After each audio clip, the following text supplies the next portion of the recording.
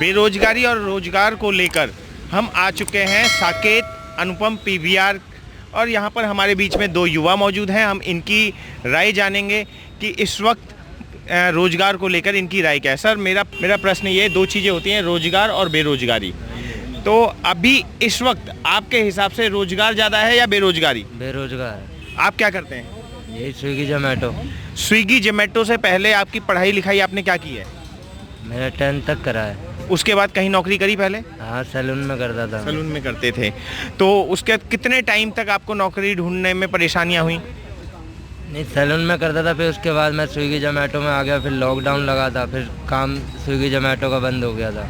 ठीक है। तो फिर अभी फिर थोड़ा चालू हुआ है तो फिर आए हैं। लेकिन अभी G20 की वजह से 3 दिन बंद रहेगा, तो उस वक्त आपका भी बंद रहेगा, खुला रहेगा? हमारा भी बंद ही रहेगा जब गाड़ियाँ नहीं चलेगी तो। मैं आपके पास आता हूँ। तो आपके अनुसार इस वक्त रोजगार बहुत कम है। हाँ जी। इस जो रोजगार कम होने की जो प्रक्रिया है, इसको आप किसे जिम्मेदार ठहराते हैं, सरकार को या बढ़ती हुई जनसंख्या को? सरकार ही है, या सरकारी करवा रही है सब। सर, मैं आपके पास आता हूँ। आपका क्या रिव्यू है, आप क्या कहना चाहते हैं? रोजगार बहुत ज़्यादा है या रोजगार नहीं है? सर, रोजगार तो बिल्कुल है ही नहीं। रोजगार है, सब ऐसे घूम रहे हैं काम के लिए, इधर उधर भटकते हैं, किसी को जॉब नहीं मिल रहा। 12th करके सब यहाँ पे जॉब कर रहे हैं, फ़ायदा नहीं है पढ़ने का, फिर तो इससे अच्छा डिग्री ले लेके 12th के सब रोड पे काम ढूंढ रहे हैं। तो अभी फ़िलहाल आप सेटिस्फाई हैं अपनी जॉब से? नहीं है सर, उधर मिल ही रहा, ढूंढ रहा हूँ। 12th पास करके बैठा हूँ सर, वो तब भी जॉब नहीं मिल रही मेरे को, तो फील्ड में काम करना पड़ रहा है हमें। तो आप क्या कहना चाहते हैं कि इसका जिम्मेदार कौन है, हमारी सरकार या फिर हमारे जो बढ़ती हुई जनसंख्या है वो? सरकार है। इससे पहले भी तो जनता थी सर, जब भी तो जॉब मिल रही थी, अब कहाँ मिल रही है, पहले थोड़ी कम थी। तो अभी फ़िलहाल आप हमारे चैनल के माध्यम से गवर्नमेंट से कुछ कहना चाहेंगे? वही है कि रोज़गार मिलना चाहिए हम सबको, पढ़ लिख के फ़ायदा कैसे, पढ़ो ही ना, यही काम करना है तो जब हमें। Thank you. कुछ स्विगी के राइडर्स मौजूद हैं, हम इनसे जानेंगे इस वक्त रोजगार और बेरोजगारी को लेकर इनकी सोच क्या है। सर, सबसे पहले मैं आपका नाम जानना चाहूँ, क्या नाम है आपका? रोशन कुमार सिंह। रोशन जी, आपकी एजुकेशन क्या है? डिप्लोमा। मैकेनिकल डिप्लोमा करने के बाद आप स्विगी में मोटरसाइकिल से फूड डिलीवरी कर रहे हैं, राइट? मतलब कैसा महसूस करते हैं इस वक्त? जॉब से तो अच्छा ही महसूस कर रहे हैं। ओके, जॉब से अच्छा महसूस करते हैं, मतलब आप फ्री हैं बिल्कुल। तो अभी फ़िलहाल आपकी राय क्या है, इस वक्त रोजगार बहुत ज़्यादा है या रोजगार बहुत कम है? बहुत कम है। बहुत कम है। लेकिन आप तो अभी सेटिस्फाई हैं, आप डिप्लोमा करने के बाद सेम लाइन में ना जाके आप इस फील्ड वाली लाइन में आए।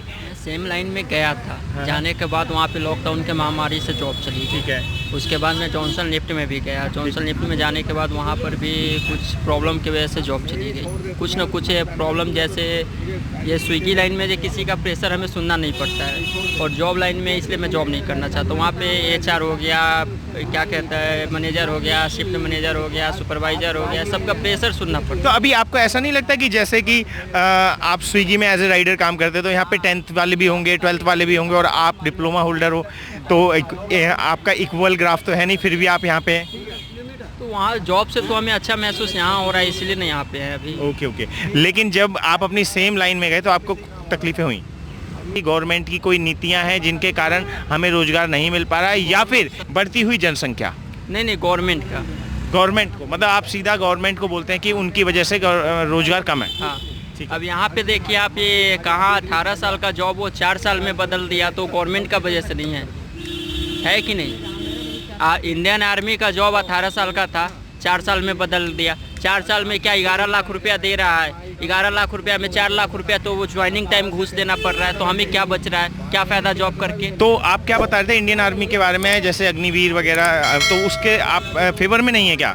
नहीं, उसके फ्लेवर में क्यों रहे, किस लिए रहे बताइए? जब 4 साल के बंदे को, 18 साल का बंदा होता है, उसका वो अपना तैयारी चालू करता है, 18 ने 19 होते 20 होते वो ज्वाइन कर जाता है, 22-23 उसका कम से कम 6 महीना साल भर का ट्रेनिंग होगा, पूरा ट्रेनिंग कराता है। इंडियन आर्मी का ट्रेनिंग पता है कि कितना ज़बरदस्त रहता है, कब किसको क्या कर दे वो तो कोई ये नहीं है।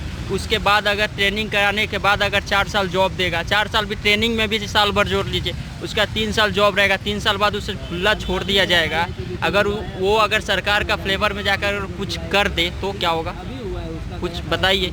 अगर वो 4 साल बाद 75% को ले रहा है तो 4 साल पहले अगर हम 4 लाख रुपया घूस देकर, बेघूस का तो आजकल कुछ नहीं हो रहा है, घूस देने के बाद हम ज्वाइन करें, वो हमें 11 लाख रुपया दे रहा है, तो 11 लाख में 4 लाख माइनस कर दे तो 7 लाख बचा। 7 लाख में हम 4 साल में क्या फ़ायदा, फिर 4 साल बाद घर बैठो, घर बैठने के बाद ये फिर 75% होता है तो उसमें भी 4 नहीं 8 लाख मांगे। लेकिन कहीं ना कहीं गवर्नमेंट ने को सोचा होगा ना कि आफ्टर अग्निवीर उन लोगों को कहीं ना कहीं जॉब प्रोवाइड की जाए। जॉब प्रोवाइड क्या, वही जाओ कोई होगा कोठी वाला उसको सलामी ठोको। जब इतना ट्रेनिंग करने के बाद इंडियन आर्मी बनने के बाद जाओ किसी कोठी में सलामी ठोको, किसी जाओ IIT में चले जाओ, इधर JNU में चले जाओ, वहाँ जाके गार्ड का नौकरी करो, क्या फ़ायदा। तो कहीं ना कहीं कुछ गवर्नमेंट की कुनीतियाँ हैं, के कारण कुछ जनता खफा भी है और कुछ गवर्नमेंट के फेवर में भी है। हम इनसे जानना चाहते हैं। सर आपका नाम क्या है? आशीष सिंह। आशीष जी, आप कितने समय से स्विगी में हैं? 5 मंथ। 5 मंथ। उससे पहले क्या करते थे? उसके पहले बस अहमदाबाद में था, कंस्ट्रक्शन में। कंस्ट्रक्शन लाइन में थे। तो आपकी एजुकेशन? मेरा ITI किया है। ITI किया हुआ है। ITI करने के बाद आप कंस्ट्रक्शन लाइन में रहे हैं, उसके बाद आपने स्विगी ज्वाइन करना क्यों सोचा कि मैं स्विगी ज्वाइन करूं? अब एक्चुअली अब उसमें कितना मिलता था अपने को? 20,000 इलेक्ट्रिक से किया हूँ। अब यहाँ पे मैं महीने में कमा ले रहा हूँ, 4-5 तो गैप भी मार दे रहा हूँ, किसी का दबाव नहीं है हमें। लेकिन आप अगर उस जॉब में थे तो आपको मेडिकल क्लेम इंश्योरेंस होता, आपका इसमें भी है ना। EFI प्रोविडेंट इसमें फंड भी है और ना। जॉब सिक्योरनेस। यहाँ जॉब सिक्योरनेस का तो कोई मतलब ही नहीं है। नहीं है, मुझे देखिए ये इसमें किसी का जिम्मेदारी नहीं ना। वहाँ पे तो सीनियर आए 10 बार गाली दे, इसमें कौन गाली देता है अपने को? अपने मन के मर्जी के मालिक है, मन हुआ ID बंद करो, रूम पे जाओ, सो जाओ। अच्छा ठीक है। अब मेरा अहम प्रश्न, जिस प्रश्न से मैं आपके पास आया हूँ, वो ये है कि इस वक्त मौजूदा हालात में भारत के अंदर जॉब भरपूर मात्रा में है या जॉब की शॉर्टेज है? देखिए, जिसके पास काबिलियत है उसके लिए भरपूर है, जिसके पास काबिलियत नहीं है उसके लिए कुछ है नहीं है, 0 सन्नाटा। ओके, तो मतलब जॉब भरपूर, आपका कहने का मतलब है जॉब भरपूर मात्रा में? बिल्कुल है। ठीक है। सर आपका नाम? मनोज। मनोज जी, मेरा एक प्रश्न है आपसे कि इस वक्त जैसा कि आप देख रहे हैं हमारे देश के हालात, इस हालात में G20 लागू होने वाला है, G20 की बैठक चलने वाली है, तो रोज़गार को ही लेके तो हम रोज़गार के मुद्दे पर आपके सामने आए हैं। मेरा प्रश्न ये है कि मौजूदा समय में रोज़गार ज़्यादा है या बेरोज़गारी ज़्यादा है? दोनों 50-50। दोनों 50-50 है। कैसे आप कैटेगराइज करके क्या हमारे दर्शकों को बता सकते हैं? बिल्कुल। एवा बताओ, जो काम पहले था, लॉकडाउन लगा, लॉकडाउन के बाद में क्या हुआ, जो 40,000 रुपये सैलरी मिलती थी उस बंदे की सैलरी 20,000 रुपये कर दी गई।